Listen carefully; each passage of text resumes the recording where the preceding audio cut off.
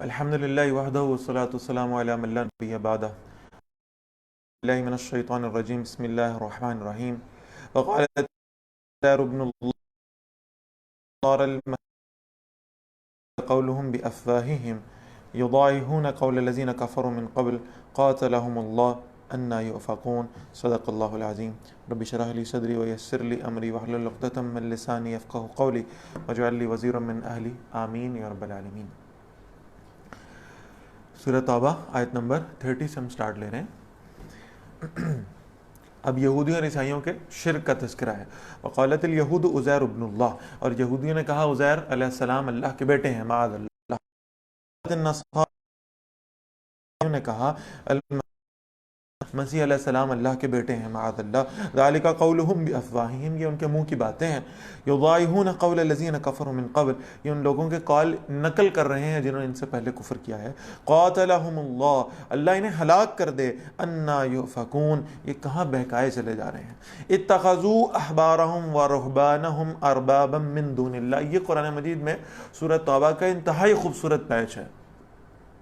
پہلی بات تو یہ سمجھ لیں کہ یہ بتا دیا گیا کہ یہودی عزیر علیہ السلام کو اللہ کا بیٹا مانتے ہیں، اور عیسائی جو ہے وہ حضرت عیسیٰ علیہ السلام کو اللہ کا بیٹا سمجھتے ہیں، معاذ اللہ، اور یہ ان کا شرک ہے، اور یہ باتیں ان کی خود ساختہ ہیں، من گھڑت ہیں۔ پھر یہ فرمایا گیا اتخذوا احبارہم ورہبانہم اربابا من دون اللہ، ان نے اپنے علماء اور اپنے راہبوں کو رب بنا لیا اللہ کے سوا۔ اربابا من دون اللہ، ارباب رب کی جمع ہے، اربابا من دون اللہ، یہ اپنے علماء کو، اپنے درویشوں کو، اپنے راہبوں کو یہ سمجھ بیٹھے ہیں کہ یہ اللہ کے سوا رب ہیں۔ اب آپ کو تاریخ میں کوئی ایسی مثال نہیں ملے گی کہ کسی یہودی نے علماء کو، اپنے کسی عالم کو کہا ہو کہ یہ خدا ہے، کسی عیسائی نے اپنے کسی راہب کو یہ کہا ہو کہ خدا بن گیا ہے، ایسی کوئی مثال نہیں۔ لیکن قرآن مجید کہہ رہا ہے کہ یہ ان کو اربابا من دون اللہ سمجھتے ہیں۔ تو اس سے مراد یہ ہے کہ جیسے انہیں اللہ کی اطاعت کرنی چاہیے تھی، جیسے انہیں اللہ پر ایمان لانا چاہیے تھا، ویسے ہی اپنے راہبوں پر ایمان لے آئے۔ جیسے انہیں اللہ کی اطاعت کرنی تھی، ویسے ہی اپنے راہبوں کی، درویشوں کی، فقیروں کی، پیروں فقیروں کی جو ہے نا وہ اطاعت کرنا شروع ہو گئے۔ والمسیح ابن مریم، اور انہوں نے مسیح ابن مریم علیہ السلام کو بھی رب مان لیا اللہ کو چھوڑ کے، معاذ اللہ۔ وما امروا الا ليعبدوا الها واحدا، حالانکہ انہیں یہ حکم نہیں دیا گیا تھا مگر صرف یہ کہ وہ ایک واحد معبود کی، ایک اللہ کی عبادت کریں۔ لا الہ الا ہو، اس کے سوا کوئی معبود نہیں ہے۔ سبحانہ عما یشرکون، پاک ہے ان تمام چیزوں سے وہ اللہ جنہیں یہ اللہ کا شریک بناتے ہیں۔ اب وہ آیت مبارکہ آ رہی ہے جسے آپ قرآن مجید میں دیکھیں گے، یعنی یہ آیت 2 مرتبہ ریپیٹ ہوئی، اور اس سے آگے آنے والی آیت مبارکہ 3 مرتبہ قرآن مجید میں ریپیٹ ہوئی۔ یہ پہلا موقع ہے جب ہم اس کو پڑھ رہے ہیں۔ اور اس آیت کے حوالے سے یہ سمجھ لیجیے گا، آیت نمبر 32 کی بات کر رہا ہوں سورۃ توبہ کی، اس آیت کے حوالے سے یہ سمجھ لیں کہ یہ آیت مبارکہ یونیورسل رہے گی۔ اس میں فعل مضارع استعمال ہوا ہے، اور فعل مضارع کا مطلب حال اور مستقبل بھی ہے۔ یہ رسول اللہ صلی اللہ علیہ وسلم کے دور میں جب یہ آیت مبارکہ نازل ہوئی تب سے لے کر اس کی حقانیت قائم ہے اور قائم رہے گی قیامت کے دن تک۔ یریدون ان یطفئوا نور اللہ بافواہہم، وہ چاہتے ہیں، یعنی یہود اور نصارہ دونوں کی بات ہو رہی ہے، یہ چاہتے ہیں ان یطفئوا نور اللہ بافواہہم، یہ اللہ کے نور کو اپنے منہ کی پھونکوں سے بجھا ڈالیں، ان کی کوشش یہی ہے، اور اس کام میں یہ اکٹھے ہیں۔ حالانکہ یہ بڑی غیر فطری بات محسوس ہوتی ہے، میں ہمیشہ اس بات کی طرف توجہ دلایا کرتا ہوں کہ آپ یہ سمجھیں کہ عیسائی جس شخصیت کو خدا سمجھ رہے ہیں، ابھی ہم اوپر پڑھ گئے ہیں اربابا من دون اللہ، خدا سمجھ رہے ہیں عیسیٰ علیہ السلام کو، اللہ کا بیٹا سمجھ رہے ہیں عیسیٰ علیہ السلام کو، یہودی انہی عیسیٰ علیہ السلام کو ولد الزنا مانتے ہیں، معاذ اللہ۔ کتنا بڑا اختلاف ہے۔ ہم میں سے کوئی ہلکے سے ہلکے درجے کا مومن بھی ہو، ہمارے نبی صلی اللہ علیہ وسلم کی کوئی گستاخی کرنے والا ہو، یا آپ صلی اللہ علیہ وسلم کے بارے میں کوئی نامناسب لفظ بولنے والا ہو، ہم ہلکے سے ہلکے ایمان کے درجے میں بھی ہوں گے تو اس شخص کے ساتھ کوئی دوستی، کوئی یاری، کوئی اتحاد قائم نہیں رکھیں گے کبھی بھی۔ ٹاپ لیول تو یہ ہے کہ زندہ ہی نہ چھوڑیں، لیکن یہ کہ ہلکے سے ہلکا درجہ کیا ہے کہ اس کے ساتھ کوئی دوستی اور تعلق برقرار نہ رکھیں۔ اور یہاں آپ دیکھیے کہ عیسائیوں کا معاملہ کیا ہے، وہ جس شخصیت کو خدا سمجھ رہے ہیں اسی شخصیت کے حوالے سے یہ بات آ رہی ہے کہ جو یہودی اس کو ولد الزنا مان رہے ہیں، لیکن یریدون ان یطفئوا نور اللہ بافواہہم، اللہ کے نور کو بجھانے کے لیے، اسلام کو ختم کرنے کے لیے یہ دونوں اپنے باہمی اتنے بڑے اختلاف کے باوجود اکٹھے ہیں. بہت بڑا مذہبی اختلاف ہے، بہت بڑا مذہبی اختلاف ہے، لیکن مسلمانوں کے خلاف اور اسلام کے خلاف اللہ کے اس نور کو بجھانے کے لیے یہ سب اکٹھے ہیں. لیکن بہرحال وَمَكَرُوا وَمَكَرَ اللَّهُ، ایک ان کی چال ہے اور ایک اللہ کی چال ہے، ایک اللہ کی تدبیر ہے اور اللہ کی تدبیر کیا ہے؟ وَيَابَ اللَّهُ إِلَّا أَن يُتِمَّ نُورَهُ، اور اللہ یہ قبول نہیں کرے گا مگر صرف اللہ کو ایک ہی بات قبول ہے. اللہ کا امر کیا ہے، اللہ کا فیصلہ کیا ہے کہ اللہ اپنے دین کو مکمل کر دے. إِلَّا أَن يُتِمَّ نُورَهُ، اللہ اپنے نور کو مکمل فرما دے، اللہ اپنے دین کو غالب کر دے. وَلَوْ كَرِهَ الْكَافِرُونَ، ایک کافروں کو تکلیف ہوتی تو ہوتی رہے، ان کو کراہت ہوتی ہے تو ہوتی رہے، ان کو وٹ چڑھتا ہے تو چڑھتا رہے. اللہ اپنے نور کو مکمل کر کے رہے گا، اللہ اپنے نور کا اتمام کر کے رہے گا. 3 مرتبہ جب آیات یہ ریپیٹ ہوں گی، میں تینوں مرتبہ انشاءاللہ یہ موضوع دوبارہ آپ کے سامنے واضح کرنے کی کوشش کروں گا، اس لیے کہ بہت اہم موضوع. 3 مرتبہ اگر یہی بات ریپیٹ ہو رہی ہے تو اس کو ذرا غور کرنے والی بات ہے کہ یہ کیوں یعنی اتنا اہم اس کو قرار دیا گیا ہے. تو اسی مقام پر یہ جو اللہ کے نور کا اتمام یہاں پر ذکر ہوا ہے اس کے حوالے سے یہاں گفتگو ہو رہی ہے. اور اسی پر علامہ اقبال رحمۃ اللہ علیہ نے فرمایا کہ وقت فرصت ہے کہاں، کام ابھی باقی ہے، نور توحید کا اتمام ابھی باقی ہے. اپنی نمازیں پڑھ کر مطمئن نہ ہو جانا، اپنے روزے رکھ کے مطمئن نہ ہو جانا، اپنی تسبیحات پڑھ کے مطمئن نہ ہو جانا. اصل بات یہ ہے کہ اس نور توحید کا اتمام ابھی ہونے والا ہے، ابھی اللہ کے دین نے غالب ہونا ہے اور ہو کر رہے گا انشاءاللہ. اس نور توحید کا اتمام کرنے کے لیے رجال کار چاہیے، وہ لوگ چاہیے جو اپنی جوانی، اپنا وقت، اپنی صلاحیتیں اس دین کے غلبے کے لیے وقف کرنے والے ہوں، جن کی زندگیاں اس کام کے لیے لگی ہوں کہ اللہ کا دین غالب آ جائے. اور اسی دین کے غلبے کے لیے سب سے پہلے جو ذمہ داری دی گئی ہے وہ خود محمد رسول اللہ کو دی گئی ہے صلی اللہ علیہ وسلم. اسی لیے اگلی آیت میں فرمایا گیا، 3 مرتبہ قرآن مجید میں آیت ریپیٹ ہو رہی ہے. آج ہم پہلی دفعہ اس کو پڑھ رہے ہیں سورہ توبہ میں پہلی مرتبہ، پھر دوسری مرتبہ سورۃ الفتح میں، تیسری مرتبہ سورہ صف میں. 3 مرتبہ یہ آیت ریپیٹ ہوئی ہے. اور یہ رسول اللہ صلی اللہ علیہ وسلم کا مقصد بعثت ہے.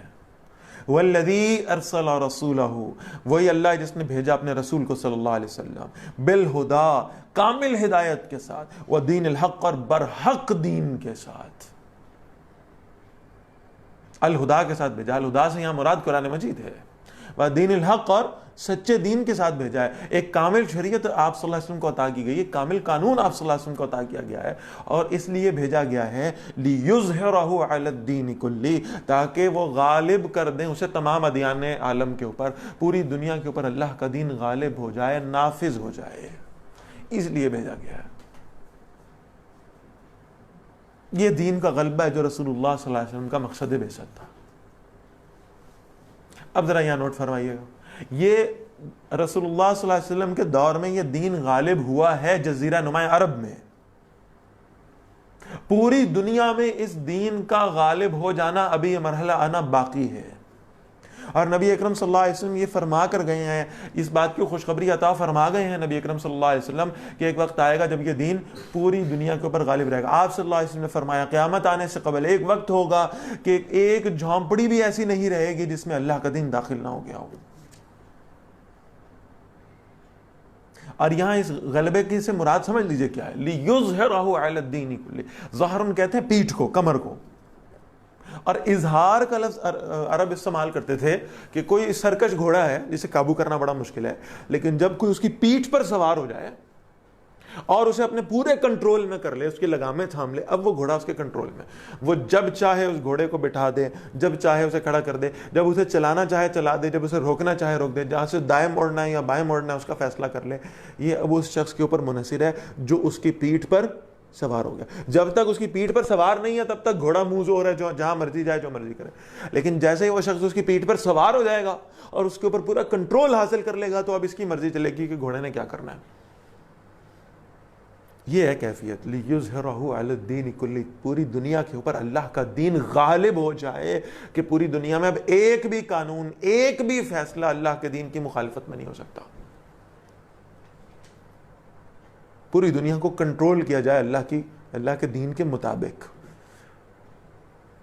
پوری دنیا کو مینج کیا جائے اللہ کے دین کے مطابق، اللہ کی شریعت کے مطابق. یہ ہے کرنے والا کام، اور یہ ہوگا قیامت کے آنے سے پہلے. نبی اکرم صلی اللہ علیہ وسلم یہ وعدہ فرما گئے ہیں. اور میں یہ توجہ دلانا چاہ رہا ہوں، میری کوشش ہوگی ان تینوں مقامات کے اوپر، جب ہم ان تینوں مقامات کو پڑھیں گے، ان آیات کو پڑھیں گے، تب میں یہ حدیث آپ کے سامنے سے ہوں. اللہ کے رسول فرماتے ہیں صلی اللہ علیہ وسلم، میری امت پر 5 دور آئیں گے. پہلا دور، تکون النبوۃ فیکم ما شاء اللہ ان تکون. آج کل لوگ 5G کی بہت باتیں کر رہے ہیں. آج کل لوگ کہہ رہے ہیں کہ کرونا اس لیے آیا ہے کہ شاید کوئی 5G کی ویکسین، 5G کی کچھ چپس تیار ہو رہی ہیں جن کو ویکسین کے ذریعے سے انسان کے جسم میں انٹر ہونا ہے، اور اس کے بعد جناب 5G ٹیکنالوجی آ جائے گی، اور یعنی سارا ریکارڈ جو ہے وہ لوگوں کا ان کے پاس ہوگا جو اس ٹیکنالوجی کو لانے والے ہیں. اب ذرا یہاں نوٹ فرما لیں، ایک 5th جنریشن ان کی ہے.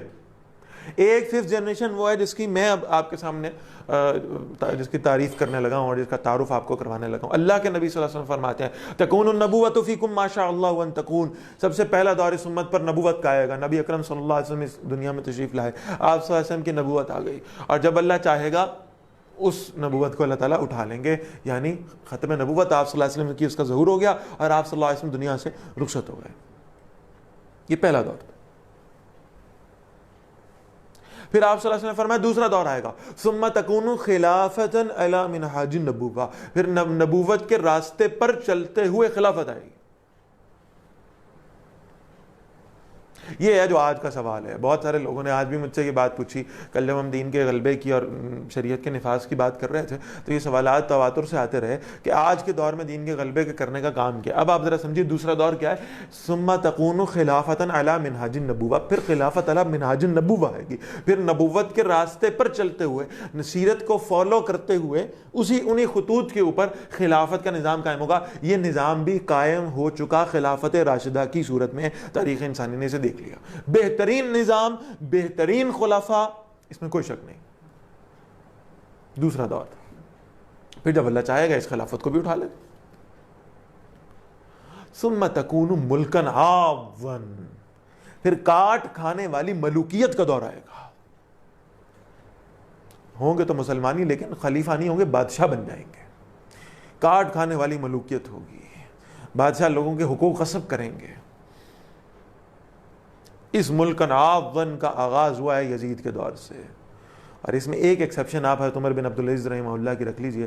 اس کے علاوہ آپ کو اکثریت اسی طریق پر ملے گی. بادشاہ آتی رہی ہے، لوگوں کے حقوق غصب ہوئے ہیں. بادشاہوں کی مرضی تھی، جو چاہیں کریں، جب چاہیں کریں، بادشاہ. اور یہ معاملہ چلتا رہا ہے یہاں بر صغیر میں تو مغلیہ دور تک، بہادر شاہ ظفر تک. پھر اللہ کے رسول صلی اللہ علیہ وسلم نے فرمایا جب اللہ چاہے گا تو اس بادشاہت کو اٹھا لے گا. پھر چوتھا دور آئے گا، 4th جنریشن. اللہ کے نبی صلی اللہ علیہ وسلم فرماتے ہیں ثم تکون ملکن جبریا. پھر جبر والی ملوکیت آ جائے گی، غلامی والی ملوکیت آ جائے گی. پہلے بادشاہ بھی تمہارے تھے، اب بادشاہ بھی باہر سے آئیں گے. کالونیلزم، ہم کالونی بن گئے یونائٹڈ کنگڈم کی، انگلینڈ کی، ملکہ برطانیہ کی کالونی بن گئے ہم. یہاں ان کے وائسرائے آیا کرتے تھے، ان کے بنائے ہوئے قانون نافذ ہوا کرتے تھے. چوتھا دور یہ ہے. پھر جب اللہ چاہے گا تو ملکن جبرین، پھر اللہ اس کو بھی اٹھا لے گا. پھر اللہ کے رسول صلی اللہ علیہ وسلم نے فرمایا 5th جنریشن آئے گی. اس وقت ہم اس 4تھی اور 5ویں جنریشن کے بالکل درمیان میں کھڑے ہیں، اور اب حالات تیزی سے تبدیل ہو رہے ہیں. بعض اوقات تو ایسا مجھے محسوس ہوتا ہے کہ ان کی 5th جنریشن آنے سے پہلے انشاءاللہ یہاں 5th جنریشن آ جائے گی ہماری. اور وہ 5th جنریشن کیا ہے؟ اللہ کے رسول فرما رہے ہیں صلی اللہ علیہ وسلم ثم تکون خلافۃ علی منہاج النبوۃ. پھر نبوت کے راستے پر چلتے ہوئے خلافت کا نظام نافذ ہوگا.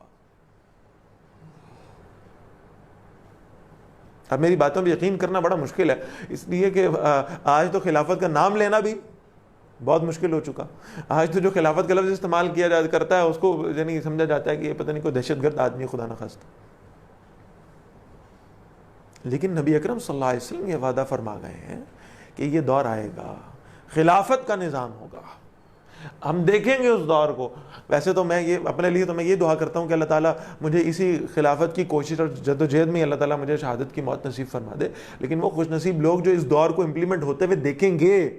آپ اندازہ لگائیے نا, آپ آج کے دور میں کبھی امیجن بھی نہیں کر سکتے کہ امیر المومنین ہو, پورے پاکستان کا حکمران ہو, اور وہ آ کر جو ہے وہ میرے دروازے پہ دستک دے اور مجھ سے پوچھے کہ کیا تمہارے گھر میں تمہارے بچے بھوکے تو نہیں. حضرت عمر رضی اللہ عنہ کے دور میں یہ ہوا ہے, اور یہ جب دوبارہ خلافت کا نظام آئے گا تو انشاءاللہ دوبارہ یہی ہوگا.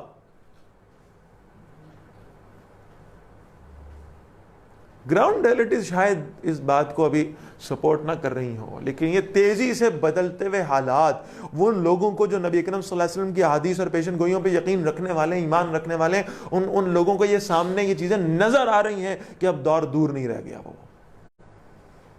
بہت قریب ہے, بہت قریب ہے, بہت قریب ہے.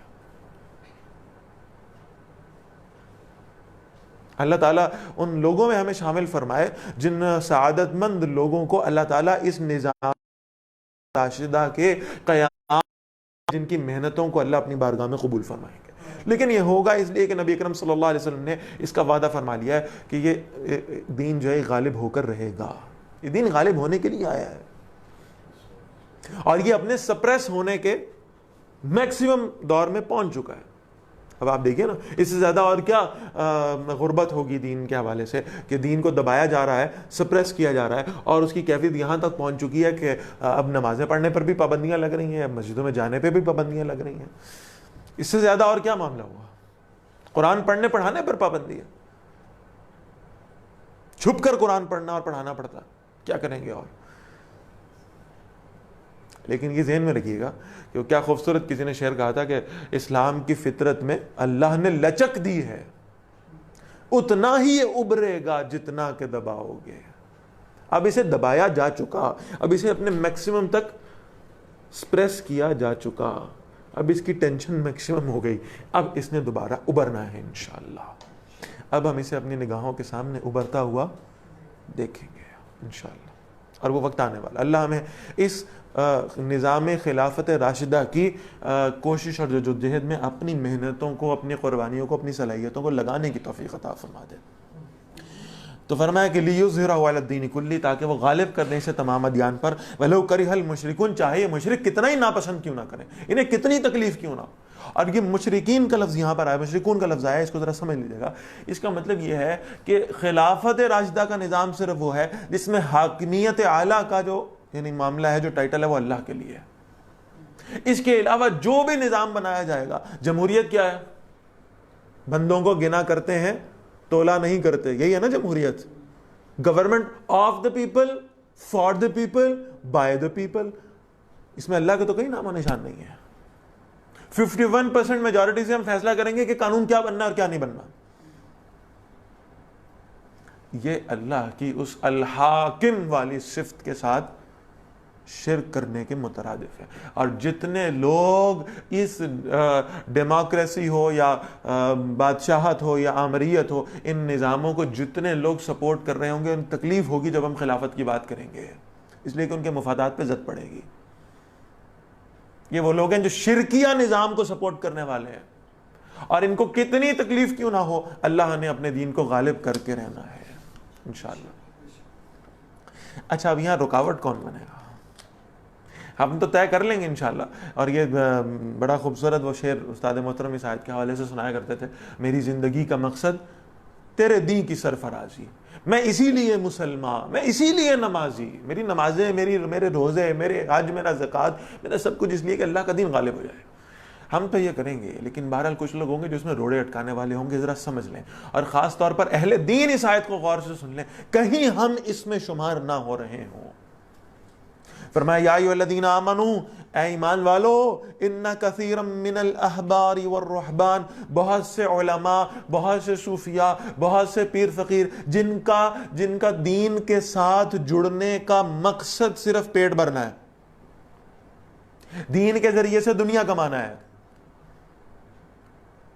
لَيَأْكُلُونَ أَمْوَالَ النَّاسِ بِالْبَاطِلِ, یہ لوگوں کے مال ناحق طریقے سے کھا جاتے ہیں. انہیں دین کو کمائی کا ذریعہ بنایا ہوا ہے.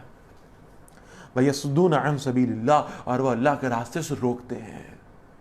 لوگوں کو مطمئن کرتے ہیں. بس آپ یعنی ڈبے میں کچھ ڈال لیں اور آپ بس سال میں ایک آدھ دفعہ چند بتیاں گھر پہ لگا لیں اور بس کچھ ختم چند دلا لیں اور بہرحال کچھ ایسا معاملہ کر لیں, اس کے بعد آپ کو کچھ کرنے کی ضرورت نہیں. کوئی اللہ کے دین کو غالب کرنے کی کوشش نہیں کرنی چاہیے, کوئی حرج نہیں. بس وہ آپ نے ایک دفعہ جو ہے نا وہ یہ معاملہ کر دیا اور آپ نے ایک دفعہ کچھ لوگوں کو کھانا کھلا دیا اور ایک دفعہ آپ نے یہ صدقہ کر دیا اور ایک دفعہ آپ نے یہ زکات دے دی, بہرحال مسئلہ حل ہو گیا. آپ کے لیے کوئی پریشانی والی بات نہیں.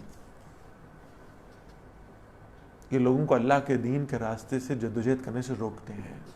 میرے لیے بھی بڑا آسان کام ہے کہ میں آؤں اور آپ کے سامنے کہوں جو رسول اللہ نے فرمایا تھا صلی اللہ علیہ وسلم, قولوا لا الہ الا اللہ تفلحوا, کلمہ پڑھو کامیاب ہو جاؤ گے. لیکن آپ یہ دیکھیے کس وقت کی بات ہے جب کلمہ پڑھنے کا مطلب جانیں قربان کرنا تھا. اور میرے لیے بہت آسان ہے کہ میں آپ سے کہوں کہ جس کی نمازیں پوری ہو گئیں اس کا سب کچھ پورا ہو گیا. یہی ہے نا حدیث کے الفاظ, سب سے پہلے نماز کا سوال ہوگا, جس کا یہ سوال کلیئر ہوگا اس کے باقی سوال بھی کلیئر ہو جائیں گے. اور ہم اس کا مطلب یہ نکالتے ہیں بس نمازیں درست ہو گئیں جس کا مطلب ہے مسئلہ حل ہو گیا. اس حدیث کو سمجھے محدثین نے اس کی شرح کیا کیا. ایک آدمی پیپر کرنے بیٹھتا ہے, پہلا کوسچن جب سالو کرنے لگتا ہے نا, اگر اس کا پہلا کوسچن غلط ہو جائے تو ایک ایسا سائیکک ایفیکٹ اس کے اوپر ہو جاتا ہے, سائیکولوجیکلی وہ باقی کوسچنز کو بھی صحیح طریقے سے اٹیمپٹ نہیں کر پاتا. صرف اس کا یہ مطلب ہے اگر صرف نمازیں پڑھنے سے مسئلہ حل ہو جاتا, اللہ کی قسم مصعب بن عمیر رضی اللہ تعالیٰ عنہ اور حنظلہ رضی اللہ تعالیٰ عنہ جیسے نوجوانوں کو احد کے میدان میں اپنا خون کبھی نہ بہانا پڑتا. نمازیں پڑھتے رہتے, روزے رکھتے رہتے. اس پہ تو منافقین بڑے خوش تھے. نمازیں پڑھنے سے بھی کبھی کسی منافق کو تکلیف ہوئی تھی؟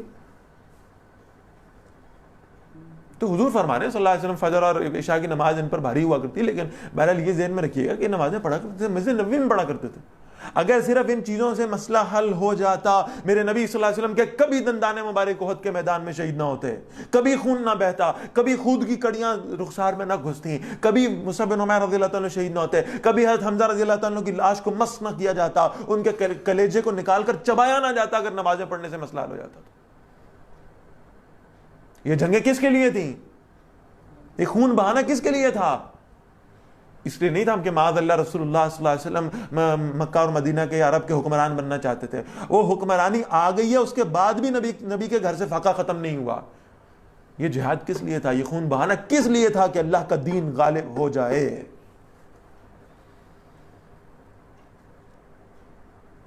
اور اس کی طرف لوگوں کی توجہ کون دلائے گا؟ علماء کا کام ہے, صوفیاء کا کام ہے. گائیڈ لائن دینے والے لوگ ہیں, لوگ ان کو فالو کرتے ہیں, لوگ ان کی مانتے ہیں, اللہ نے ان کی باتوں میں تاثیر رکھی. ان کا کام ہے کہ لوگوں کو اس طرف توجہ دلائیں کہ اللہ کا دین غالب کرو, نہ کہ اس نظام باطل کو ریکنسائل کر کے بیٹھ جائیں. یہ کام نہیں ہے, اور صرف اس لیے کہ دنیا جمع کریں. اللہ ہمیں ایسے لوگوں میں شامل ہونے سے بچائے. فرمایا وَالَّذِينَ يَكْنِزُونَ الذَّهَبَ وَالْفِضَّةَ, وہ سونے چاندی جمع کر کے رکھتے ہیں. یہ علماء کا کام ہے اپنے بینک بیلنس کریٹ کرنا. ہاں, وہ شخص جو دنیا کی اپنی محنت کرنے والا ہو, دنیا کا رزق اپنے طور پہ کمانے والا اور ساتھ دین کی محنت کرنے والا, اس کے لیے تو معاملہ آسان ہے, اس کو تو اجازت ہے وہ حلال روزی کما رہے. وہ لوگ جو اپنے آپ کو وقف کر چکے ہوں اور جن کی روزی روٹی کا معاملہ لوگوں کے چندوں پر چلتا ہو, لوگوں کی مدد امداد پر چلتا ہو. کیا آپ نے اصحاب صفہ میں سے کسی ایک آدمی کو دیکھا ہے کہ جس کی مدینہ میں جائیدادیں ہوں؟ ان کا کام ہی نہیں سونا چاندی جمع کرنا. وَلَا يُنْفِقُونَهَا فِي سَبِيلِ اللَّهِ, اور انہیں اللہ کے راستے میں خرچ نہیں کرتے. فَبَشِّرْهُمْ بِعَذَابٍ عَلِيمٍ, نبی صلی اللہ علیہ وسلم انہیں دردناک عذاب کی خوشخبری سنائیے. يَوْمَ يُحْمَى عَلَيْهَا فِي نَارِ جَهَنَّمَ, اس دن اس سونے چاندی کو آگ میں تپایا جائے گا قیامت کے دن, جو یہ جمع کیا کرتے تھے. فَتُكْوَى بِهَا جِبَاهُهُمْ, ان سے ان کی پیشانیوں کو داغا جائے گا, داغدار کیا جائے گا. وَجُنُوبُهُمْ, اور ان کے پہلوؤں کو بھی, وَظُهُورُهُمْ, اور ان کی پشتوں کو بھی. هَذَا مَا كَنَزْتُمْ لِأَنفُسِكُمْ, انہیں کہا جائے گا یہ تھا جسے تم جمع کر رہے تھے, یہ تھا جس کی خاطر تم نے لوگوں کو اللہ کے دین کی طرف جانے نہیں دیا. یہ سونا چاندی جمع کرتے رہو ساری زندگی, یہ مال اکٹھا کرتے رہو, یہ بینک بیلنس جمع کرتے رہو. تو فَذُوقُوا مَا كُنْتُمْ تَكْنِزُونَ, چکھو اب اس کا مزہ جو تم نے جمع کیا ہے. ان عدت الشہور عند اللہ 12 شہرا فی کتاب اللہ, بے شک مہینوں کی گنتی اللہ کے نزدیک, اللہ کی گنتی میں, اللہ کے مقرر کردہ نظام کے مطابق 12 ہیں, 12 مہینے اللہ کے. یوم خلق السماوات والارض، جس روز اس نے آسمانوں اور زمین کو پیدا فرمایا، منہا اربعۃ حرم، اس میں 4 مہینے حرمت والے. کون کون سے 4 مہینے؟ رجب، ذی القعدہ، ذی الحج اور محرم. 4 مہینے حرمت کے ہیں. ذالک الدین القیم، یہی سیدھا دین ہے. فلا تظلموا فیہن انفسکم، تو اپنی جانوں پر ان مہینوں میں ظلم نہ کرو. وقاتلوا المشرکین کافہ، اور مشرکوں سے ہر حال میں لڑائی کرو. کما یقاتلونکم کافہ، جیسے وہ تم سے ہر حال میں لڑتے ہیں. وَاعْلَمُوا أَنَّ اللَّهَ مَعَ الْمُتَّقِينَ، اور جان لو کہ بے شک اللہ تقوی والوں کے ساتھ ہے. یعنی یہ جہاد ہوگا، یہ اللہ کے راستے میں قتال فی سبیل اللہ چلتا رہے گا. صرف حرمت والے 4 مہینوں میں تم نے پہل نہیں کرنی، تم نے آغاز نہیں کرنا. اگر یہ اپنی طرف سے آغاز کر دیں تو تم نے ہاتھ باندھ کے بیٹھے نہیں رہنا، پھر انہیں جواب دینا ہے. انما النسیء زیادۃ فی الکفر، در حقیقت مہینوں کو آگے پیچھے کرنا کفر میں زیادتی کرنے کے مترادف ہے. یہ ذرا تھوڑا سا اس کو سمجھ لیں.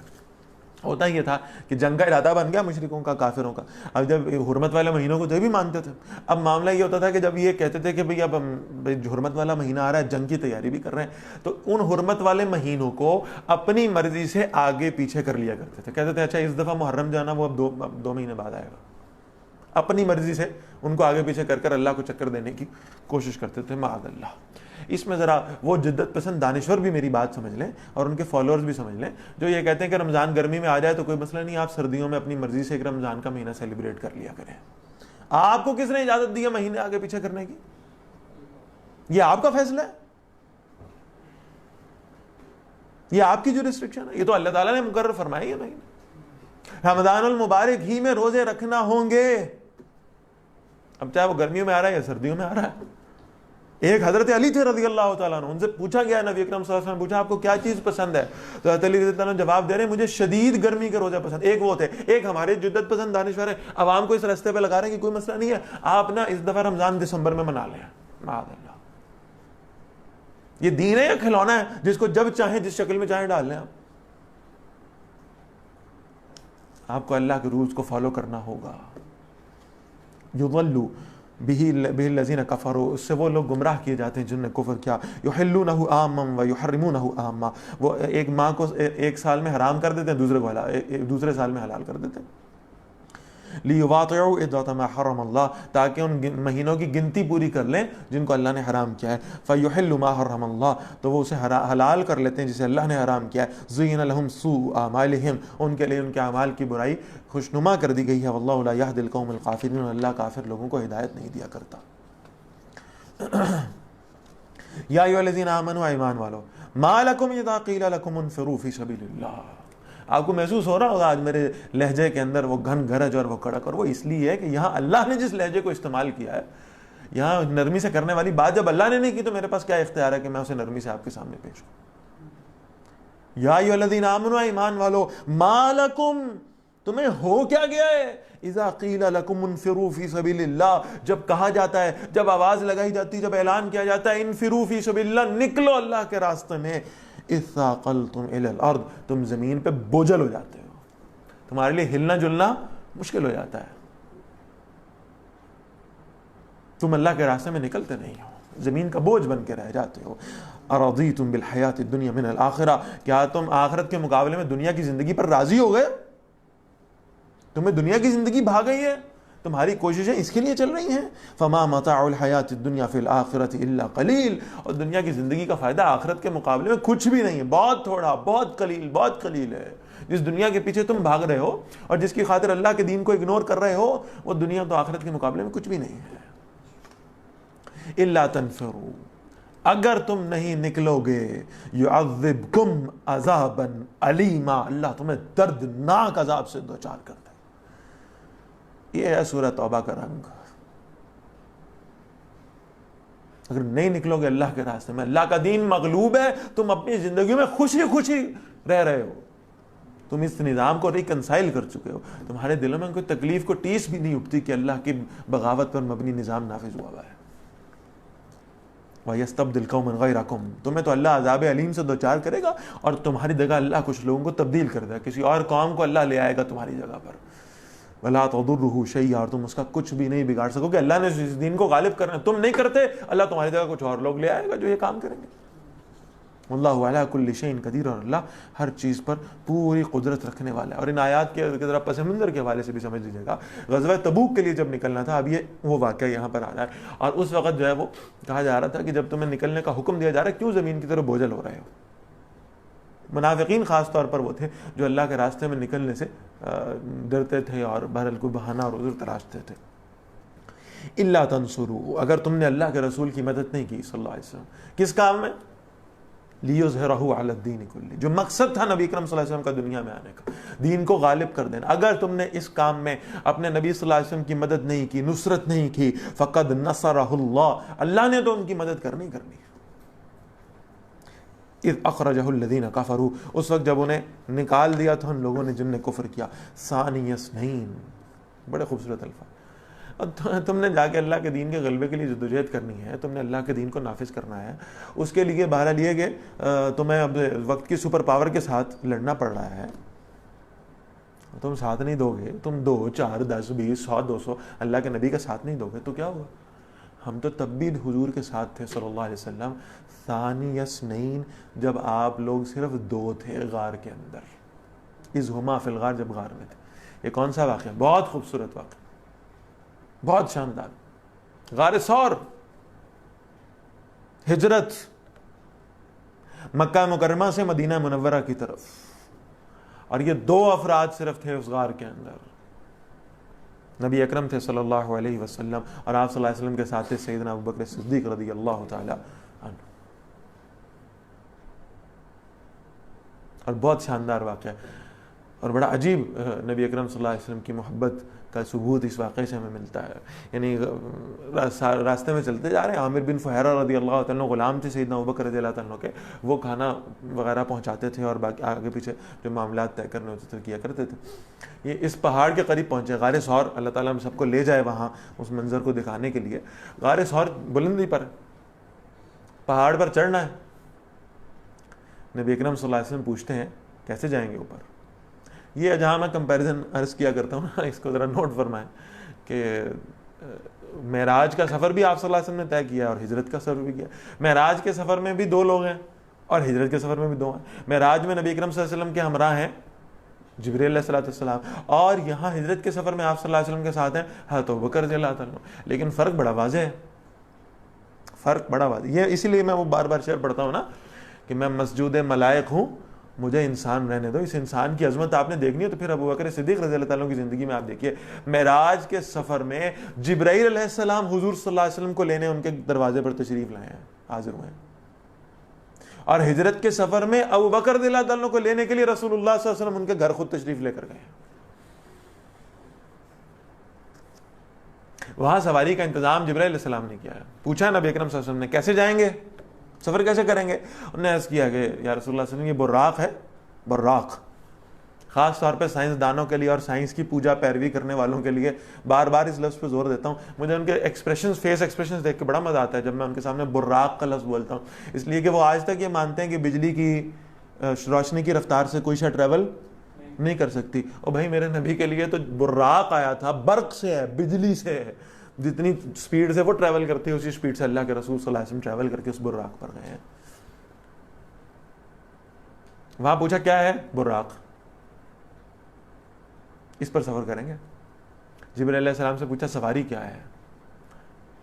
پہاڑ پر چڑھنا ہے، اوپر غار ہے، بہت طویل سفر ہے، مشقت والا سفر، سواری کے اوپر کیسے جائیں گے؟ حضرت ابوبکر رضی اللہ عنہ اپنے گھٹنوں کے بل زمین پر بیٹھے اور کہا یا رسول اللہ صلی اللہ علیہ وسلم، ابوبکر کے کندھے آپ کی سواری کے لیے حاضر ہیں۔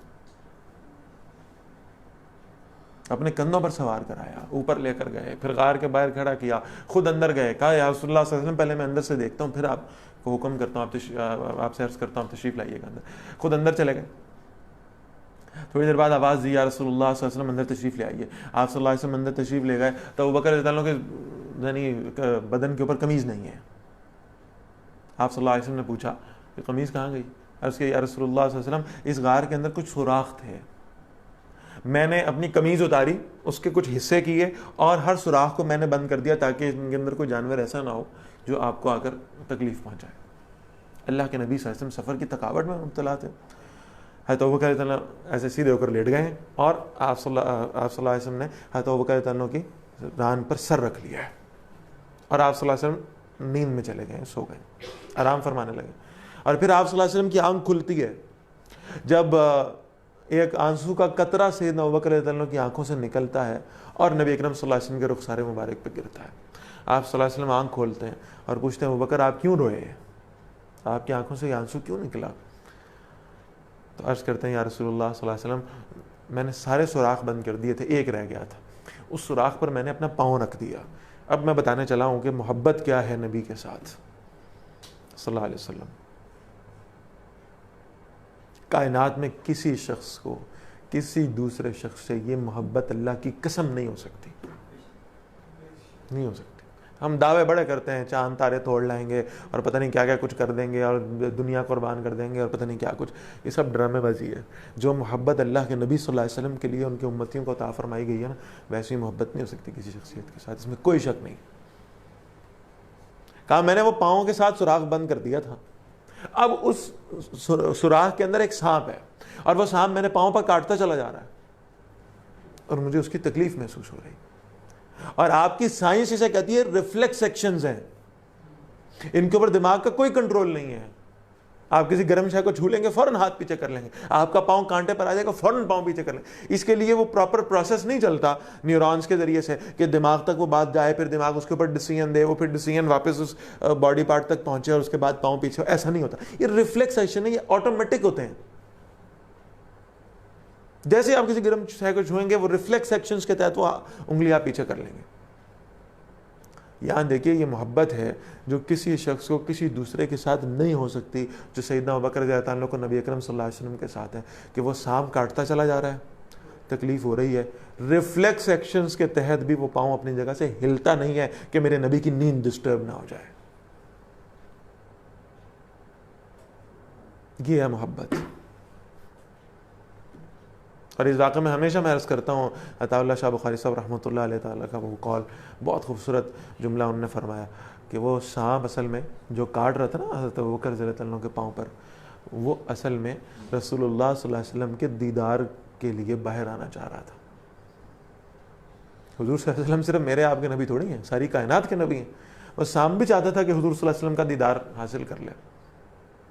اور پھر شاہ جی کہتے ہیں اسے بتایا گیا اور اس امت کو بتایا گیا کہ تم اگر حضور تک پہنچنا چاہتے ہو صلی اللہ علیہ وسلم تو ابو بکر کے قدموں کو چومے بغیر نہیں پہنچ سکتے.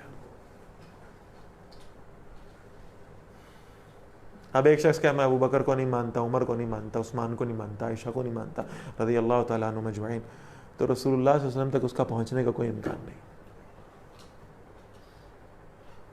اسی لیے فرمایا من احبہم فبحبی احبہم ومن ابغضہم فبغضی ابغضہم. جو ان سے محبت کرتا ہے وہ مجھ سے محبت کرنے کے لیے ان سے محبت کرتا ہے, اور جو ان سے بغض رکھتا ہے وہ اصل میں اس کا بغض میرے ساتھ ہے. حضور فرمانے ہیں صلی اللہ تعالی علیہ وسلم, ان لوگوں کو دین سے سپریٹ کر کے حضور صلی اللہ علیہ وسلم تک رسائی حاصل کرنا ممکن ہی نہیں ہے, پہنچا ہی نہیں جا سکتا. تو کیا خوبصورت الفاظ ہیں. اب وہ یعنی غار ہے اور غار کے باہر پہنچ گئے ڈھونڈتے ڈھونڈتے وہ لوگ, اب وہ کھڑے میں, اور حضرت ابوبکر رضی اللہ تعالیٰ کہہ رہے ہیں کہ اگر ذرا سا وہ جھک کے نیچے کی طرف دیکھتے تو انہیں معلوم ہو جاتا کہ نبی اکرم صلی اللہ علیہ وسلم حضرت ابوبکر رضی اللہ عنہ غار کے اندر موجود ہے. ذرا سا جھک کے دیکھنے کی دیر ہے. اور کیسے اللہ نے حفاظت فرمائی ہے, دیکھیے گا یہاں الفاظ کیا, اذ ہما فی الغار اذ یقول لصاحبہ. میں قربان جاؤں حضرت ابوبکر پر رضی اللہ تعالیٰ عنہ, یہ وہ واحد آدمی ہے جن کی صحابیت پر ٹھپا لگایا اللہ نے قرآن میں, جن کی صحابیت کا انکار قرآن کا انکار ہے. اذ یقول لصاحبہ, جب کہا نبی اکرم صلی اللہ علیہ وسلم نے اپنے صحابی سے, اپنے صاحب سے, اپنے دوست سے رضی اللہ تعالیٰ, لا تحزن ان اللہ معنا, گھبرائیے نہیں, غم نہ کیجئے, ان اللہ معنا, بے شک اللہ ہمارے ساتھ ہے. اور اللہ نے کیسا ساتھ دیا, اور کیسا خوبصورت ساتھ دیا. وہ سر پہ کھڑے ہیں. جب میرا رب اپنے بندوں کو پروٹیکٹ کرنے پہ آتا ہے نا, تو پھر کیسے کیسے کرتا ہے کبھی اندازہ ہی نہیں لگایا جا سکتا. اللہ نے ایک مکڑی کو بھیجا ہے, جلدی جاؤ اور جا کر جال بناؤ. ایک مکڑی نے جا کر جالا بنا دیا, بن دیا پورا جالا, اور وہ سامنے کھڑے ہیں. ایک نے کہا ذرا دیکھتے ہیں اندر تو نہیں ہے کہیں, دوسرے نے کہا نو ہو، اندر ہوتے ہی تو جالا بنا ہوا، جالا ٹوٹ جاتا ہے، ادھر نہیں ہو سکتے، چلو واپس چلتے ہیں۔ ایک مکڑی کے ذریعے سے اللہ نے اپنے بندوں کو پروٹیکٹ کیا ہے۔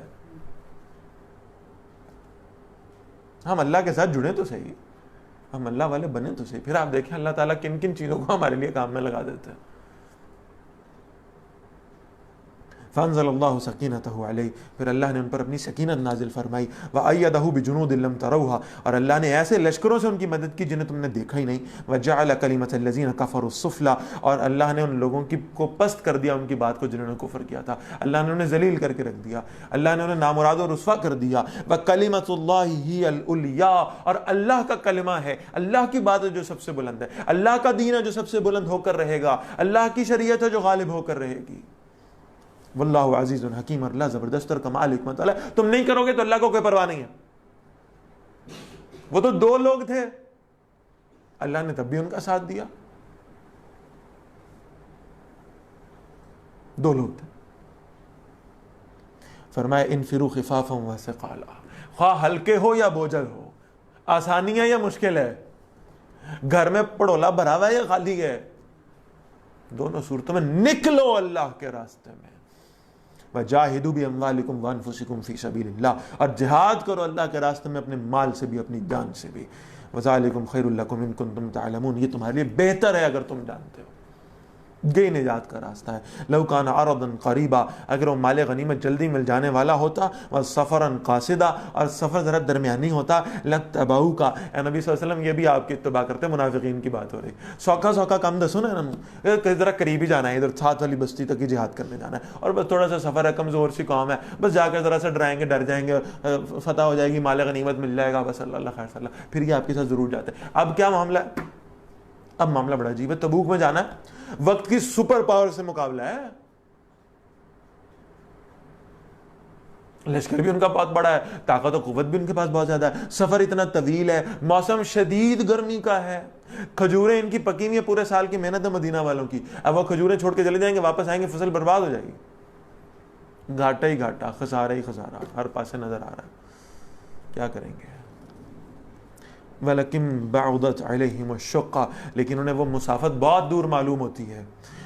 وَسَيَحْلِفُونَ بِاللَّهِ، ان قریب وہ قسمیں کھائیں گے اللہ کے، اللہ کے رسول صلی اللہ علیہ وسلم کو پہلے بتا دیا کہ آپ کے پاس آئیں گے، اللہ کی قسمیں اٹھائیں گے، لَوْ اسْتَطَعْنَا لَخَرَجْنَا مَعَكُمْ، اگر ہمارے پاس استطاعت ہوتی نا ہم ضرور آپ کے ساتھ جاتے ہیں۔ يُهْلِكُونَ أَنفُسَهُمْ، اپنے آپ کو ہلاک کر رہے ہیں، واللہ یعلم انہم لکاذبون، اور اللہ جانتا ہے بے شک وہ جھوٹے ہیں۔ عفا اللہ عنک، اے نبی صلی اللہ علیہ وسلم اللہ نے آپ سے درگزر فرمایا۔ لما اذنت لہم، آپ نے انہیں کیوں اجازت دی؟ یعنی اب آئے منافق، انہوں نے بناوٹی قسم کے عذر تراشے، بہانے لگائے، اللہ کے رسول صلی اللہ علیہ وسلم نے اپنی رحمت کی وجہ سے، اپنی طبیعت کی مزاج کی نرمی کی وجہ سے انہیں اجازت دے دی کہ تم نہ جاؤ۔ حتیٰ یتبین لک الذین صدقوا، یہاں تک کہ آپ پر وہ لوگ ظاہر ہو جاتے جنہوں نے سچ کہا ہے، یعنی واقعتاً ان کا کوئی عذر ہے، وتعلم الکاذبین، اور آپ جھوٹوں کو جان لیتے۔ لا یستأذنک الذین یؤمنون باللہ والیوم الآخر، وہ جو ایمان رکھتے ہیں نا اللہ پر اور آخرت کے دن پر، وہ اجازتیں نہیں مانگتے، وہ عذر نہیں تراشتے، وہ بہانے نہیں لگاتے۔ ان یجاہدوا باموالہم وانفسہم، اس سے کہ وہ جہاد کریں اپنے مال اور اپنی جان سے، اور یہاں سیدھا سیدھا اشارہ ہے سیدنا ابوبکر رضی اللہ تعالیٰ کی طرف، نوٹ فرما لیں اس بات کو۔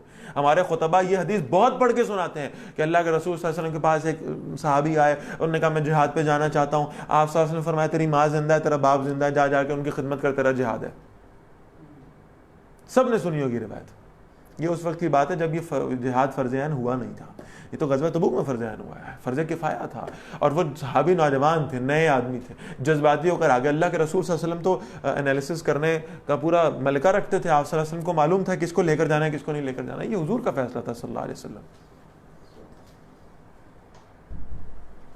لیکن یہاں اندازہ لگا لیجیے گا، یہ جو الفاظ ہیں لا یستأذنک الذین یؤمنون باللہ والیوم الآخر، اللہ اور آخرت پر ایمان رکھنے والے آپ سے اجازتیں نہیں مانگتے۔ اس غزوہ تبوک کے موقع پر جب حضرت ابوبکر رضی اللہ عنہ نے اپنے پورے گھر کا سامان لا کر بھی رکھ دیا تھا، اس وقت کہہ سکتے تھے یا رسول اللہ صلی اللہ علیہ وسلم میں نے مال کے ذریعے تو اپنا حصہ ڈال دیا نا، میں نے سامان تو سارے گھر کا دے دیا نا، ابا جی بیمار ہیں، ابو قحافہ رضی اللہ تعالیٰ عنہ صحابی ہیں اور حضرت ابوبکر رضی اللہ عنہ کے والد انتہائی بیمار ہیں اور قریب المرگ ہیں، اور ڈاکٹروں نے جواب دے دیا ہے۔ وہ حضرت ابوبکر رضی اللہ عنہ نے ایک مرتبہ آ کر بھی رسول اللہ صلی اللہ علیہ وسلم سے یہ نہیں کہا ابا جی بیمار ہیں مجھے چھوڑ دیں، مجھے اجازت دے دیں، میں ابا جی کی آخری دنوں میں خدمت کر لوں، نہیں کہا ایک دفعہ بھی حضرت ابوبکر نے رضی اللہ عنہ، اپنے باپ کو اسی بیماری کی حالت میں چھوڑ کر گئے ہیں۔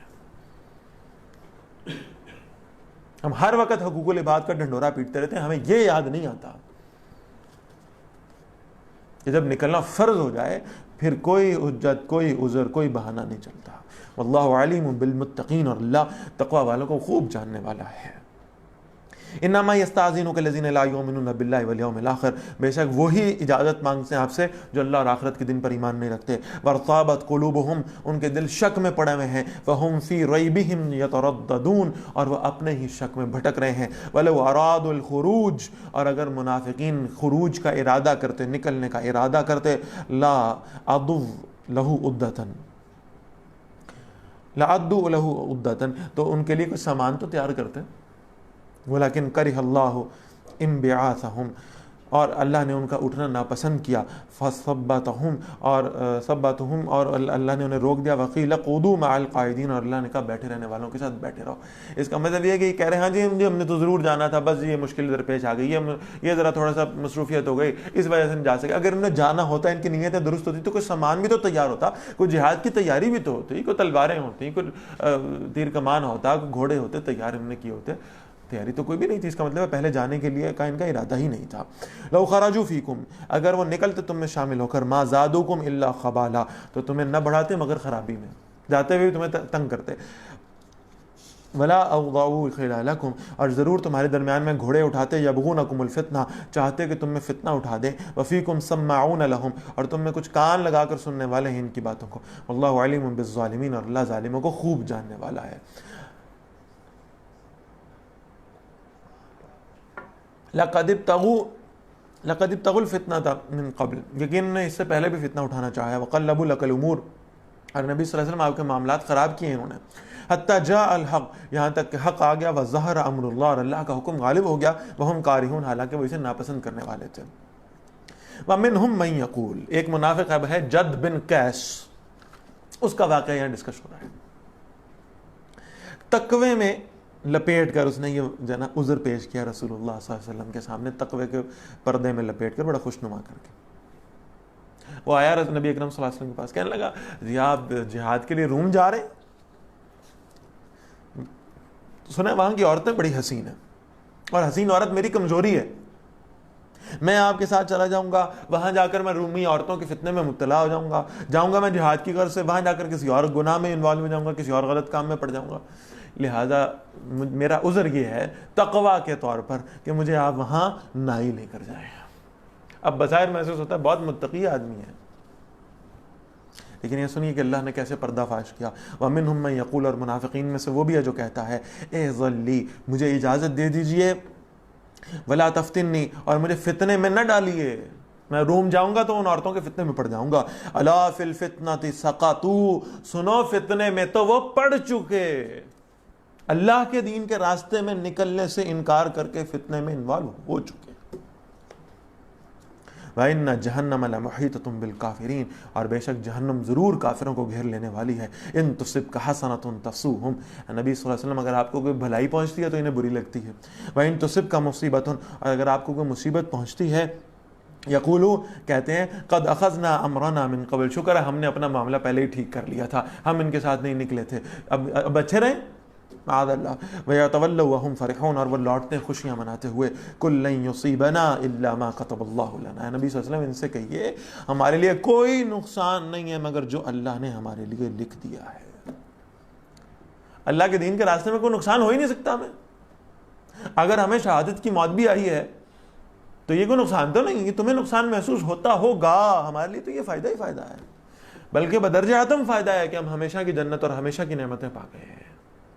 تو میں شعر عرض کیا کرتا ہوں نا، یہ بازی عشق کی بازی ہے، جو چاہو لگا دو ڈر کیسا، گر جیت گئے تو کیا کہنے، ہارے بھی تو بازی مات نہیں، یا ہار کر بھی شکست نہیں ہو سکتی، نقصان نہیں ہو سکتا. ہوا مولانا، وہی ہمارا اللہ ہمارا کارساز ہے. وعلی اللہ فلیتوکل المؤمنون، اور ایمان والوں کو چاہیے اللہ ہی پر بھروسہ کیا کریں، اللہ ہی پر توکل کیا کریں. قل هل تربصون بنا، فرمائیے ہمارے بارے میں تم کس بات کا انتظار کر رہے ہو. الا احدى الحسنیین، مگر دو میں سے ایک بھلائیوں کا. یہی کیس ہوگا نا، جیت جائیں گے غازی بنیں گے، اللہ کا دین غالب ہوتا ہوا دیکھ لیں گے، ہار جائیں گے شہید ہو جائیں گے اور جنت میں پہنچ جائیں گے. دونوں طرف سے بھلائی ہے. وَنَحْنُ نَتَرَبَّصُ بِكُمْ، اور ہم تمہارے بارے میں انتظار کر رہے ہیں أَن يُصِيبَكُمُ اللَّهُ بِعَذَابٍ مِّنْ عِنْدِهِ، کہ اللہ تمہیں اپنی طرف سے عذاب پہنچا دے، أَوْ بِأَيْدِينَا، یا ہمارے ہاتھوں سے تمہیں عذاب میں دوچار کر دے. فَتَرَبَّصُوا، انتظار کرو، إِنَّ مَعَكُمْ مُتَرَبِّصُونَ، ہم بھی تمہارے ساتھ انتظار کر رہے ہیں. قُلْ أَنفِقُوا طَوْعًا أَوْ كَرْهًا، اب یہ کہا جا رہا ہے نبی صلی اللہ علیہ وسلم فرمائیے خرچ کرو خوشی سے یا ناخوشی سے. لن يتقبل منکم، ہرگز تم سے قبول نہیں کیا جائے گا. منافقین کا انفاق قبول نہ کرنے کا حکم دیا گیا ہے. جو سرٹیفائیڈ منافق اللہ کی طرف سے قرار دیے گئے تھے، اب ان کا انفاق آپ قبول نہیں کریں گے اللہ کے راستے. انکم کنتم قوما فاسقین، بے شک تم نافرمان لوگ ہو. اور یہاں یہ ذہن میں رکھیے گا کہ ظاہر انفاق کی بہت زیادہ ضرورت تھی، ایک بہت بڑی سپر پاور کے ساتھ آپ نے جنگ کرنی ہے، تو اس کے لیے اسباب کا بھی کچھ نہ کچھ اہتمام تو کرنا ہے. یہ وہ موقع تھا جب سیدنا ابوبکر رضی اللہ تعالیٰ اپنے پورے گھر کا سامان لے آئے، حضرت عمر رضی اللہ اپنے آدھے گھر کا سامان لے آئے، اور سیدنا عثمان غنی رضی اللہ تعالیٰ، کیا بھی بات ہے. اللہ کے رسول صلی اللہ علیہ وسلم فرما رہے ہیں اللہ کے راستے میں خرچ کرو. حضرت عثمان رضی اللہ تعالیٰ کہہ رہے ہیں کھڑے ہوئے، یا رسول اللہ صلی اللہ علیہ وسلم میری طرف سے 100 اونٹ اللہ کے راستے میں. 100 اونٹ، یہ اونٹ اس دور کی گاڑی تھی. 100 اونٹ، بہت بڑی اماؤنٹ، بہت بڑی قربانی. آپ صلی اللہ علیہ وسلم نے جزاک اللہ کا بیٹھ گئے. اب اندر سے کچھ ہے ایسی ہے جو ابھار رہی ہے، ترغیب دے رہی ہے. پھر کھڑے ہوئے، یا رسول اللہ صلی اللہ علیہ وسلم میری طرف سے 100 اونٹ مزید. کتنے ہو گئے؟ 200 ہو گئے. تھوڑی دیر بعد پھر کھڑے ہوئے، یا رسول اللہ صلی اللہ علیہ وسلم 100 اور لکھ لیں میری طرف سے. 100 اور 100 اور 100، 900 اونٹوں تک بات پہنچ گئی. اور یہ صرف اونٹ نہیں تھے، نوٹ کر لیں اس بات کو، صرف اونٹ نہیں تھے، وہ اونٹ پورے کے پورے اکوپڈ تھے. یعنی مدینہ منورہ سے روم جانے تک سارے کا سارا جو سامان کسی سوار کو چاہیے ہو سکتا ہے، وہ سب کا سب بھی ان اونٹوں پر حضرت عثمان رضی اللہ عنہ کی طرف سے تھا.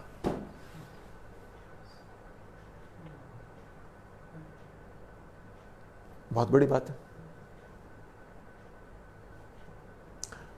اللہ کے رسول صلی اللہ علیہ وسلم فرمایا اللہ تمہیں جزا دے، بس 900 بہت ہو گئے. اب بھی اندر سے دل کر رہا ہے اور کروں کچھ. اٹھ کے چلے گئے مسجد نبوی سے.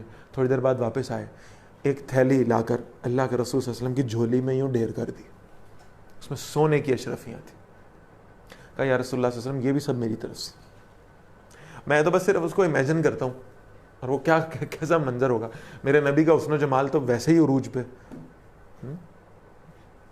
اور اوپر سے اللہ کے رسول صلی اللہ علیہ وسلم کی جھولی میں جب وہ اشرفیاں ہوں گی سونے کی، تو ان کی ریفلیکشن بھی میرے نبی کے چہرے پہ آتی ہوگی. اور پھر روایت میں الفاظ آ رہا ہے کہ اللہ کے رسول صلی اللہ علیہ وسلم کھل کے مسکرائے ہیں. وہ کیا ہی منظر بنا ہوگا. اور پھر اللہ کے نبی صلی اللہ علیہ وسلم عثمان رضی اللہ عنہ کو فرمایا ہے اے معلوم تم آج کے بعد عثمان جو مرضی کرو، اللہ نے تمہیں معاف کر دیا، اللہ نے تمہاری مغفرت کر دی، اللہ نے تمہارے لیے تم پر جنت کو واجب کر دی. ایسی خوبصورت بات. یہاں 900 اونٹ آ رہے ہیں اور سونے کی اشرفیاں آ رہی ہیں اور مال آ رہا ہے ماشاءاللہ. منافقین مسجد نبوی کے باہر کھڑے ہیں، ایک دوسرے سے مشورہ کر رہے ہیں پیسے نہ دینے کے حوالے سے، مال نہ خرچ کرنے کے حوالے سے کیا بہانہ بنائے. دور سے ایک آدمی آتا ہوا نظر آیا، ایسے کر کے اس نے جھولی پکڑی ہوئی ہے، سمجھانے کے لیے کرا، ایسے جھولی پکڑی ہوئی ہے اور دور سے آ رہا ہے. لوگوں نے دیکھا اس کی جھولی میں تھوڑی سی کھجوریں ہیں. وہ مسجد نبوی کے باہر کھڑے ہوئے منافقین جو مشورہ کر رہے تھے کہ کس طرح مال نہ دیں، کس طرح سے بہانہ لگائیں، انہوں نے مذاق اڑایا. لے وقت کی سپر پاور سے مقابلہ اور لے کے آیا کھجوریں. یہ تو اسی نشست میں بیٹھے کھائی جائیں گی، ان کا کیا فائدہ؟ یہ ساری تنقید سنتا ہوا صحابی اندر داخل ہوا رسول اللہ صلی اللہ علیہ وسلم کی خدمت. یا رسول اللہ صلی اللہ علیہ وسلم، آپ نے کہا تھا کچھ دو اللہ کے راستے، میرے پاس تو تھا ہی کچھ نہیں دینے کو، لیکن مجھے شرم آئی کہ میں آپ کے پاس آ کر کہوں میرے پاس کچھ نہیں ہے. لہذا یا رسول اللہ صلی اللہ علیہ وسلم، کل پوری رات میں نے ایک یہودی کے باغ میں مزدوری کی ہے، اور صبح اس نے جو کھجوریں دی ہیں وہ لے کر میں آپ کی خدمت میں حاضر ہو گیا ہوں، یہی میری طرف سے قبول فرما. مجھے پتا ہے کہ یہ کوئی حصہ نہیں بنے گا، مجھے پتا ہے کہ اس سے کچھ نہیں ہوگا، لیکن بہرحال میرے پاس ہے ہی ہے، میں تو پوری رات مزدوری کر کے یہی لا سکا ہوں، بس اسے قبول فرما لیں. اب سنیے جواب. اللہ کے نبی صلی اللہ علیہ وسلم فرماتے ہیں مال کے ڈھیر لگے ہوئے ہیں، مال کا ڈھیر لگا. اللہ کے نبی صلی اللہ علیہ وسلم فرما رہے ہیں بھائی یہ کھجوریں لو اس آدمی سے اور اسے پورے مال کے اوپر بکھیر دو، اس لیے کہ اس پورے مال پر اگر اللہ نے برکت دینی ہے تو اس آدمی کی کھجوروں کی وجہ سے دینی ہے. یا کوالٹی چاہیے، کوانٹٹی نہیں. یہاں وہ خلوص میٹر کرتا ہے. کوانٹٹی چاہے تھوڑی ہی ہو، لیکن اس خلوص کے ساتھ، اس جذبے کے ساتھ، اس نیت کے ساتھ اللہ کے راستے میں خرچ کرو. اور اس وقت میں کہا جا رہا ہے منافقین اگر کچھ دیں تو اسے قبول نہ کیا جائے. وہ باہر بہانے بنا رہے تھے کہ کیسے ہم بچ جائیں مال خرچ کرنے سے. اللہ نے فرما دیا یہ لے کے بھی آئیں گے تو ہم نہیں لینا. انکم کنتم قوما فاسقین، بے شک تم نافرمان لوگ ہو. وما منعهم ان تقبل منهم نفقاتهم، اور انہیں نہیں روکا کسی چیز نے کہ ان کے صدقات قبول کیے جائیں، الا انہم کفروا باللہ وبرسولہ، مگر یہ کہ انہوں نے اللہ اور اس کے رسول صلی اللہ علیہ وسلم کے ساتھ کفر کیا ہے. ولا یاتون الصلاۃ الا وهم کسالى، اور وہ نماز کی طرف نہیں آتے مگر اس حالت میں کہ وہ بڑے سست اور بڑے بے ذوق بن کر آتے ہیں. ولا ينفقون الا وهم کارہون، اور اللہ کے راستے میں خرچ نہیں کرتے بلکہ بڑی کراہت کے ساتھ، بس یہ سر سے اتارنے والی بات ہے کہ کچھ نہ کچھ اللہ کے راستے میں دے رہے. فلا تعجبك اموالهم ولا اولادهم، ان کے مال اور ان کی اولاد رسول اللہ صلی اللہ علیہ وسلم آپ کو متاثر نہ کرے. یہ شاید معاشرے میں بڑے انفلوئنشل لوگ ہوں گے، ان کے پاس مال بھی ہوگا، ان کی اولادیں بھی بڑی ہوں گی، ان کے پاس سرداریاں بھی ہوں گی، لیکن یہ ان کو آپ کو متاثر نہ کرنے پائے. انما یرید اللہ لیعذبہم بہا فی الحیات الدنیا، اللہ یہ چاہتا ہے کہ انہیں دنیا کی زندگی میں بھی عذاب دے. وتزہق انفسہم وہم کافرون، اور ان کی جانیں اس حال میں نکلیں کہ وہ کفر کرنے والے ہیں. وَيَحْلِفُونَ بِاللَّهِ إِنَّهُمْ لَمِنْكُمْ، اور وہ قسمیں اٹھاتے ہیں کہ وہ آپ کے ساتھ ہیں، اللہ کی قسمیں کھاتے ہیں. وَمَا هُمْ مِنْكُمْ، حالانکہ وہ آپ میں سے نہیں ہیں. وَلَكِنَّهُمْ هُمْ قَوْمٌ يَفْرَقُونَ، اور وہ ایسے لوگ ہیں جو ڈرتے رہتے ہیں ہر وقت. لَوْ يَجِدُونَ مَلْجَأً، اگر وہ کوئی پناہ گاہ پائیں، او مغارات، یا کوئی غار پالیں، او مدخلا، یا کوئی گھس بیٹھنے کی جگہ پالیں، لولوا الیہ، تو فوراً اس کی طرف لوٹ جائیں. وہم یجمعون، جیسے وہ رسیاں توڑا رہے ہوں، یعنی کوئی جگہ نہیں ملنا چھپ جانے کی. جب اللہ کے راستے میں نکلنے کا حکم آ رہا ہے، جب جہاد فی سبیل اللہ کی بات آ رہی ہے، ان کو کوئی جگہ مل جائے چھپنے کی تو یہ وہاں جا کر چھپ جائیں تاکہ ان پر کسی کی نظر ہی نہ پڑے. وَمِنْهُمْ مَنْ يَلْمِزُكَ فِي الصَّدَقَاتِ، اور نبی صلی اللہ علیہ وسلم ان میں سے وہ بھی ہیں جو آپ کو صدقات کے بارے میں الزام دیتے ہیں، معاذ اللہ. فَإِنْ عُوتُوا مِنْهَا رَضُوا، اگر انہیں دے دیا جائے تو خوش ہو جاتے ہیں. وَإِنْ لَمْ يُعْطَوْا مِنْهَا، اور اگر انہیں نہ دیا جائے اس میں سے، إِذَا هُمْ يَسْخَطُونَ، تو اس وقت ناراض ہو جاتے ہیں. وَلَوْ أَنَّهُمْ رَضُوا مَا آتَاهُمُ اللَّهُ وَرَسُولُهُ، اور اگر وہ خوش ہو جاتے جو کچھ اللہ اور اس کے رسول صلی اللہ علیہ وسلم نے انہیں دیا تھا. وَقَالُوا حَسْبُنَا اللَّهُ، اور وہ کہتے ہیں ہمیں اللہ ہی کافی ہے.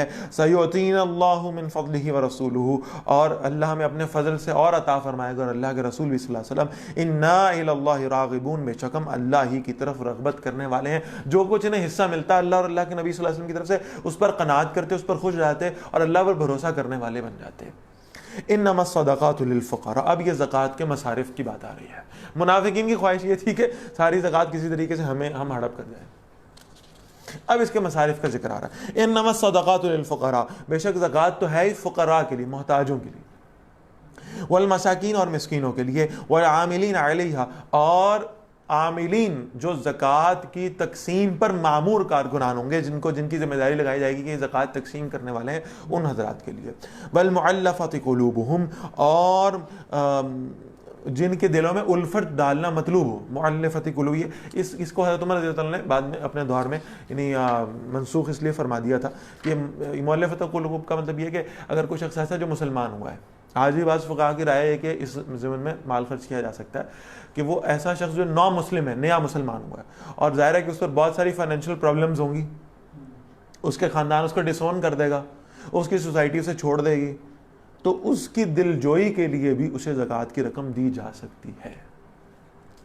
وفر رقاب، اور گردنوں کی آزادی کے لیے۔ گردنوں کی آزادی سے یہاں مراد یہ ہے کہ کوئی مسلمانوں میں سے غلام ہو تو اس کا فدیہ ادا کر دیا جائے، یا کوئی مسلمانوں میں سے ایسا شخص ہو جو قرض میں پھنسا ہوا ہو اور اپنا قرض ادا نہ کر سکتا ہو تو اس کا قرض اس زکوٰۃ کی رقم سے ادا کر دیا جائے۔ والغارمین، اور ان کے لیے جن پر مالی بوجھ آ گیا ہو، وفی سبیل اللہ، اور اللہ کے راستے میں لگانے کے لیے بھی، وابن السبیل، اور مسافروں کے لیے، فریضۃ من اللہ، یہ اللہ کی طرف سے فرض ہے۔ وہ جو صاحب نصاب آدمی ہے جس کے پاس اتنا مال موجود ہو، 7.5 تولے سونا اور 52 تولے چاندی کے موافق مال موجود ہو، اور اس کو اس مال کو 1 سال ہو گیا ہو اس کے پاس پڑے ہوئے، تو اس مال کے اوپر اسے 2.5% زکوٰۃ دینا فرض ہے، لازم ہے۔ واللہ علیم حکیم، اور اللہ سب کچھ جاننے والا اور کمال حکمت والا ہے۔ وَمِنْهُمُ الَّذِينَ يُؤْذُونَ النَّبِيَّ، اور منافقین میں سے وہ بھی ہیں جو نبی اکرم صلی اللہ علیہ وسلم کو دکھ پہنچاتے ہیں۔ وَيَقُولُونَ، اور یہ کہتے ہیں، هُوَ أُذُنٌ، یہ تو نرا کان ہی ہے، معاذ اللہ۔ نبی اکرم صلی اللہ علیہ وسلم کے بارے میں کہتے ہیں کہ بھئی ہم جو انہیں بات کرتے ہیں نا، اگر ہم جو بہانہ لگاتے ہیں آپ صلی اللہ علیہ وسلم یقین کر لیتے ہیں۔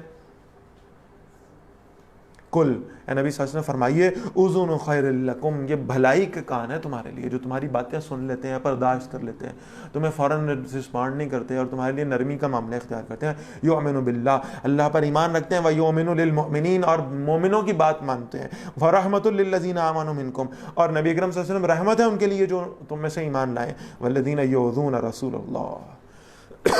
بہت واضح بات، وہ لوگ جو اللہ کے رسول صلی اللہ علیہ وسلم کو اذیت پہنچاتے ہیں، دکھ پہنچاتے ہیں، آپ کی شان میں گستاخی کرتے ہیں، لہم عذاب علیم، ان کے لیے دردناک عذاب ہے۔ اور یہ دردناک عذاب یہاں پہ یہ نہیں لکھا گیا، اس آیت میں لفظ نہیں ہے فی الآخرہ، ان کے لیے دردناک عذاب ہے، دنیا میں بھی اور آخرت میں بھی۔ آخرت میں تو ہوگا ہی ہوگا، دنیا میں بھی اللہ تعالیٰ اپنے بعض بندوں کے ذریعے سے اللہ تعالیٰ ان کو دردناک عذاب سے دوچار کرے گا جو رسول اللہ صلی اللہ علیہ وسلم کی گستاخیاں کرنے والے۔ یحلفون باللہ لکم، منافقین تمہارے سامنے اللہ کی قسمیں کھاتے ہیں، لیردوکم، تاکہ وہ تمہیں راضی کر دیں، واللہ ورسولہ احق ان یرضوہ، اور اللہ اور اس کے رسول صلی اللہ علیہ وسلم زیادہ اس بات کے حقدار ہیں کہ انہیں راضی کیا جائے، ان کانوا مؤمنین، اگر وہ ایمان والے ہیں۔ الم یعلموا انہ من یحادد اللہ ورسولہ، کیا وہ نہیں جانتے جو اللہ اور اس کے رسول صلی اللہ علیہ وسلم کی مخالفت کرتا ہے، فَأَنَّ لَهُ نَارَ جَهَنَّمْ، اس کے لیے جہنم کی آگ ہے،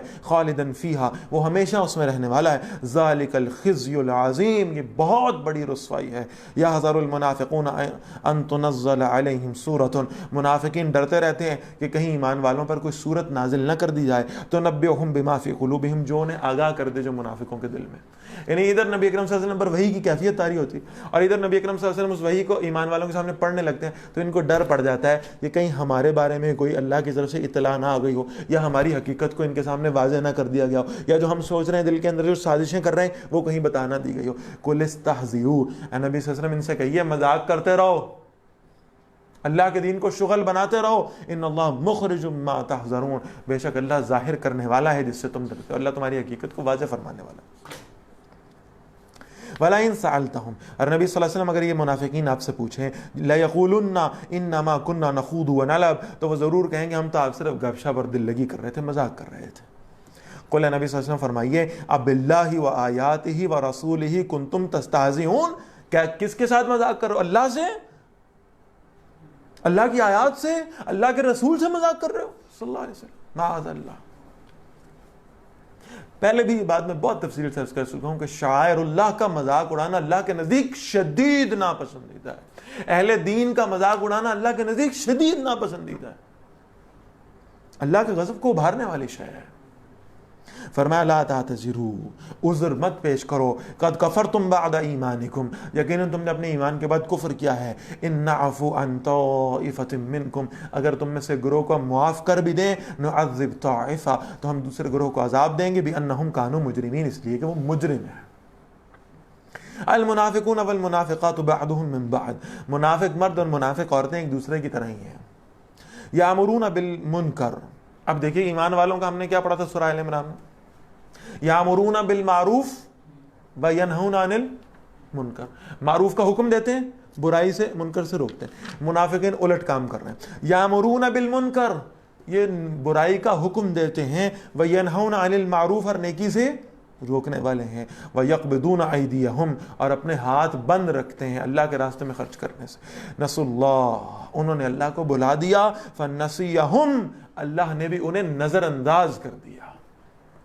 اب اللہ کے لیے بھلانے کا لفظ ہم اس لیے استعمال نہیں کرتے کہ نسیان اللہ کی ذات کے ساتھ نہیں ہے، لیکن اللہ نے انہیں نظر انداز کر دیا، اللہ نے انہیں اگنور کر دیا، اللہ نے انہیں ان کے حال پہ چھوڑ دیا.